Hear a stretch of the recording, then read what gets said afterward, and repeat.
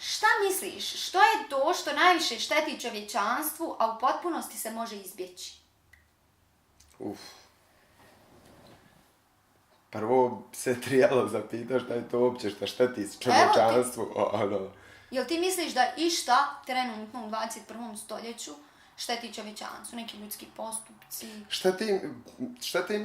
Šta uopće znači da nešto šteti čovječanstvu? Ono što bi ja, evo recimo, nazvala zlom ili nekom štetom, jeste sve što ne služi čovječanstvu. Sve zapravo u nekom smislu služi čovječanstvu, tipa ratovi. Te nekakve stvari. Dobro, ajmo se sad za početak samo zadržati na ratovima. Dobro. Znači, ratovi su uvijek na neki način, čini mi se, znači ljudska populacija raste i to eksponencijalno. Dobro. I onda čini se ko da ti ratovi i ove gladi i sve ko da to na neki način dolazi prirodno. Ili prirodno, ili baš prirodno. Zato što se smanjiva se, na taj način se prirodno smanjiva broj ljudi na zemlji, a ne bismo mogli svi opstati vjerovatno da se previše raširimo, da se previše razmišljamo. To, na neki način, jer se čini da konstantno ratovi nas prate kroz cijelu povijest čovječanstva, ratovi prate čovjeka, ja mislim da nema perioda na svijetu di nije bilo rata, bar jedan, di nigdje na svijetu nije bilo rata. Jedan period. Mislim da to ne postoji. Mene zanima šta ti misliš, je li to u prirodi čovjeka? Je li u prirodi čovjeka da se kolje? Je li Hobbes bio u pravu kad je rekao čovjek je čovjeku vuk? Ja mislim da su ljudi urođeno dobri. Jedino moram priznat da ne mogu shvatiti psihopate. Ne mogu shvatiti. Oni su mi, budući da imam tu nekakvo uvjerenje da ljudi jesu u prirodi dobri, jedino mi ti psihopati su mi tu negdje, unose mi sumnju. Vidite šta ti je ovdje zanimljivo. Znači, ja sam to primijetio kod dice, ne želim vjerovat Hobbesu da je čovjeku vuk i to, ali zanimljivo je to kod dice, male dice, bez da im ti išta kažeš, kad vidi negdje baju, sletio je naprijed, to je instinkt, zašto ubiti odmah? Mislim, zašto to? Zašto nije draga? Zašto to nije instinkt? Nego, ubije, odmah ubije. I onda moraš objasniti da nije to dobro. Kako, zašto je, ne znam, to je pitanje. Pa to možda možemo gledati iz perspektive evolucijske psihologije, sad bez veze lupa. Mislim, te bajice i ti kukci, kao potencijalna opasnost. Potencijalna opasnost, da. I onda... Da. Mislim, to bi mogao biti jedan odgovor. Ali da se mi vratimo na pitanje, jel ti sad spomenuo ste ratove i zanimljiv mi je taj pogled, nisam do sad tako razmišljala i zato volim ovakve razgovore, gdje kažeš, stanovništvo eksponencijalno raste i ratovi su tu zapravo da balansiraju sve. Mislim, ratovi, jedan. Ajmo reći, može se kao tako. To je jedan jedan pogled, recimo. Da, jedan pogled, A jel ti stvarno smatraš da postoji nešto, jel misliš uopće da postoji dobro i zlo? To je možda ključnije pitanje. Kad sam te pitala, je li postoji nešto što ljudi rade štetno, a moglo bi se izbjeći? Ovo isto, to postoji dobro i zlo, Postoji dobro i zlo, ali dobro i zlo je određeno od strane onoga što čovjek odredi kao dobro ili zlo. Joj, to sad povlači jedno drugo. Jer ne znam odakle drugo ta razlikovanja nečega što je dobro i nečega što je zlo ili loše, ako ne iz čovjeka, jer neke stvari su nekim ljudima u redu i totalno dobro, a dok su drugima zaziru od toga, to su zlo. Razumijem, ali jel postoji nešto što možeš reći da je ovako objektivno zlo? A zlo, objektivno zlo. Objektivno zlo.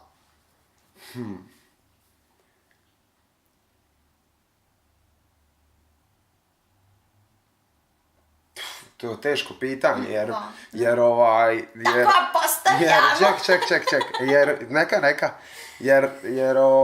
jer ako uzmemo da je zlo štet drugome, Dobro. onda imaš jednoga mazohista koji voli da mu se šteti, za kojeg šteta nije nešto nužno loše, nego čak i dobro, napaljujuće možda. Da. Kužiš to, tako da, i tu čak pronalazimo nekakvu vrstu relativnosti, znači određenja od čovjeka do čovjeka. Da se vratimo na pitanje.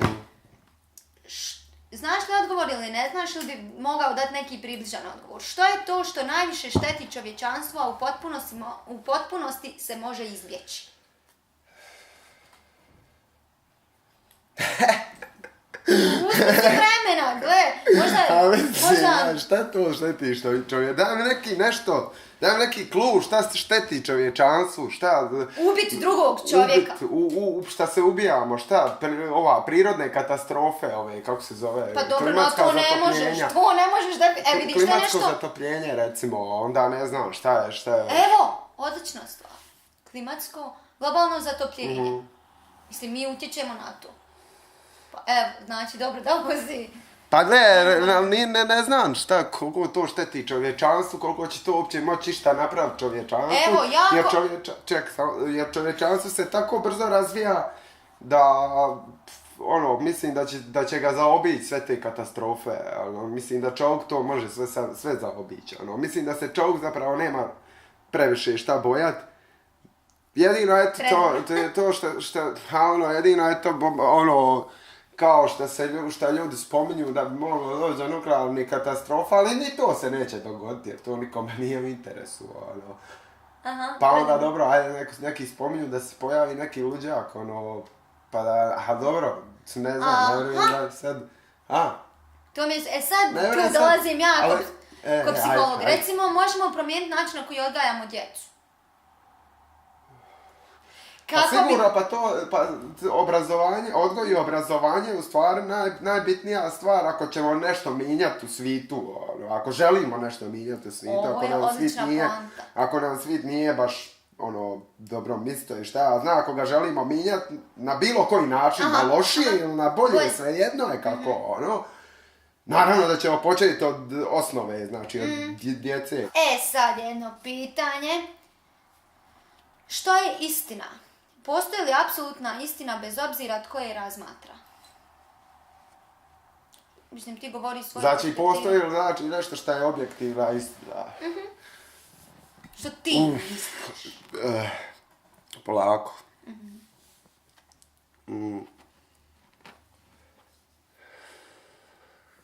Ja, mislim, možda istina je dosta škakljiva stvar. Bi li se mogli uvatiti matematike kao nekakve objektivne istine? Ja mislim da bi. Zato što smatram da matematika nije nešto što je čovjek izmislio. Sad sam ja izmislio nešto pomoću čega ću promatrati prirodu. Ne, nego priroda na takav način funkcionira matematički, a mi otkrivamo tu matematiku po kojoj priroda funkcionira. I onda je jedino zapravo što bi mogla reći kao nekakva, da bi se mogla tu možda uvatiti za neku objektivnu istinu kad se vatamo matematike. Ovo će odgovor neki jako voljeti. A neki će jako mrziti. Da, ali dobro, dao si konkretan odgovor, sviđa mi se, super. Idemo dalje. Što je ljepota? Je li ljepota isključivo stvar subjektivne percepcije ili postoji univerzalna bezvremena ljepota? O tome sam govorio na jednom simpoziju. Znači, baš sam govorio o toj objektivnosti, pokušao sam naći nekakvu objektivnu ljepotu, bila si ti spomenula malo prije, kad smo pričali bez kamera, ljepotu ružnoga. Ima i to svog smisla, iako zvuči totalno oprečno. Ali ajmo sad ovako, znači, kao prvo, ljepota nam se prezentira kao nešto totalno subjektivne, jel tako, ono, meni je lipa ova čaša, nekome, naću 100% čovjeka kojemu nije. I za svaku stvar ću naći vjerovatno čovjeka kojemu nije, vjerovatno, kažem vjerovatno, zato što slijedi nešto dalje. Okay. Uglavnom, postoji taj pojam zlatnog reza. To je jedan određeni omjer kojega pronalazimo svugdje u prirodi. I taj omjer je nešto šta je ugodno čovjekovom oku. I ta simetrija prepoznajemo u prirode općenito i da kod čovjeka izaziva nekakvu vrstu ugode kad je nešto simetrično. To bi mogao biti taj zlatni rez kao jedna vrst objektivne ljepote. Samo da kažem još ovo, znači masu građevina puno građevina koje ljudi promatraju, kojima se dive, koji su im pojam nekakve ljepote. I isto tako imaju i nekakve skladbe koje su rađene prema zlatnom rezu, baš prema tom omjeru. To su, na primjer, ne znam, Mona Lisa, čini mi se da je od slika koja je građena, to općenito, ljudi se dive toj slici kako je lijepa. Ona je rađena i recimo Beethovenova Moonlight sonata, ona je rađena prema tom, na taj način, na taj omjer, prema tom omjeru. I ona je ugodna uhu ljudskom, naprosto, ja mislim da niko neće reći, to je sranje, to je nešto što nije ugodno. Zapravo, eto, konkretan, konačan odgovor je kao da nema objektivne ljepote, uvijek je sve u relativnosti, uvijek u čovjeka, kako čovjek promatra i kako se njemu šta čini, ali postoji možda taj omjer koji ipak ima primat nad ostalim stvarima.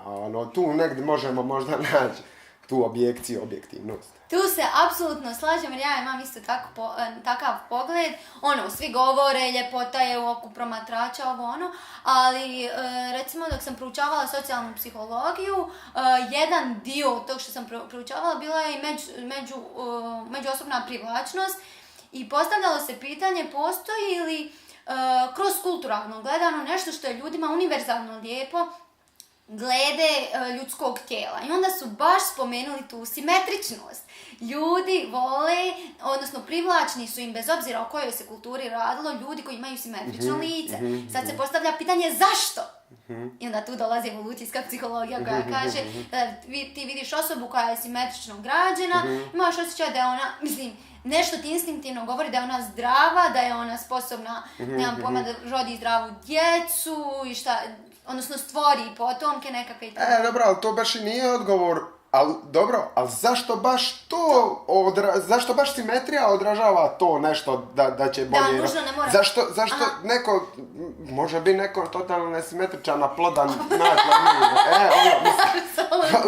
zato ne znam, to možda i nije baš Evo, to kaže evolucijska psihologija, ali i da ono što mi je bilo zanimljivo kod žena, ne znam, to sam u jednom videu čak i govorila, aj pogodi što je kod žena univerzalno lijepo. Nemam pojma. Mala brada, učeni obrazi. Kod muškaraca je više velika brada, a kod sviju su istaknute i kod muškaraca i kod žena, što smatraju privlačnim, jesu istaknute ove tu jagodične kosti i velike oči. Tako da to se baš pokazalo onako univerzalno. Šta misliš, bi li trebalo postojati ograničenje prava na slobodu govora? Zapravo, je li neki stupanj cenzure neophodan? Ne znam, ja evo na prvu ovako u glavu bi rekao ne. Aha. Ne, sve treba biti slobodno govoriti.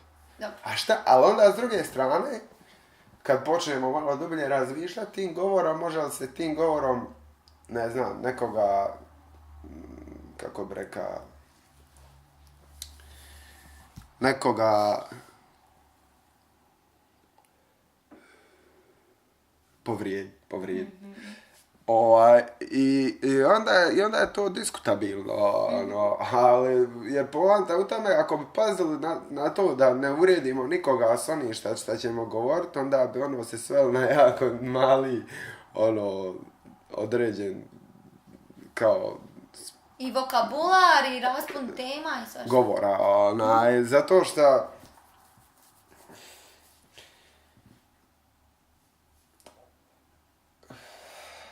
ne znam, daj mi neki klub, daj mi nešto, jer ne znam šta bi to moglo biti da bi bilo loše za reći, ono. Bullying. Ne znam, Bullying. Pa znam bullying, ali mislio sam više i na ovo, mislio sam da misliš više na ovo, na slobodni govor kao u javnosti i ne znam, a šta je, na primjer, šta podrazumijevaš pod bullying, govorni, ono kad ne znam, na poslu, te neko zlostavlja, ti govori to je mobbing više, više, mobbing, i bullying, a bullying svejedno u školi, djeca, među djecom i to. To je govor mržnje. A Najjednostavnije, hajmo tako reći. Isto tako sad, ja kad sam razmatrala ovo pitanje, prvo mi isto došlo ne zapravo, ne bi trebalo biti ograničenje na slobodu govora, a onda ako malo bolje razmislimo, diskutabilno je, jer s jedne strane, to mi je uvijek bilo, mislim, točno ste izrazio i moje misli, to je ono što ja sa svojim prijateljicama raspravljam, kad pričaš, zapravo mogu li ja ikog povrijediti? Ili svi mi zapravo samo dozvoljavamo da nas se povrijedi? Pa to sam htio doći.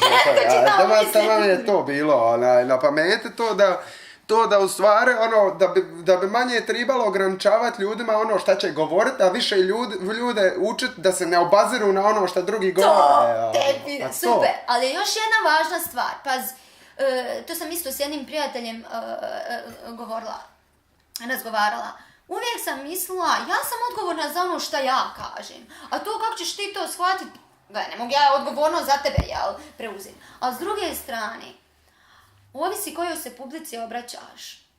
Ako se ti obraćaš djeci, ako se ti obraćaš tinejdžerima koji su u nekakvom ranjivom, hajmo tako reći, razdoblju svog života, poznato je da, ne znam, tinejdžeri imaju takozvani, ne znam, fenomen zamišljene publike, znači, ne znam, tamo se sad nešto događa, dvoje ljudi se smiju, on misli da se njemu smiju, razumiješ?